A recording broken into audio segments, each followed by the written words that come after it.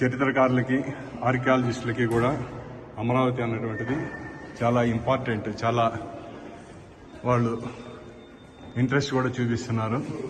ఇవన్నీ కూడా అమరావతిలో ఆనాడు దొరికినటువంటి శిల్ప సంపదని బ్రిటిష్ మ్యూజియంలో ఇక్కడ భద్రపరచడం జరిగింది.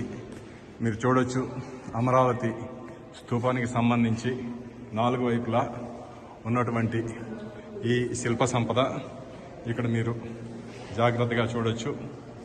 ఇది అంతా కూడా మీరు ఎంత చక్కగా భద్రపరిచారు. అంటే ఇక్కడి నుంచి తీసుకెళ్లారు, లేదంటే ఇక్కడి నుంచి దొంగతనం చేశారా అన్నది పక్కనగానే పెట్టినట్లయితే కనీసం ఇది మన చరిత్ర అని తిరిగి మనకు అందజేశారు.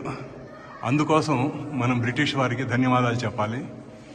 ఎందుకంటే చాలా జాగ్రత్తగా ఇవన్నీ కూడా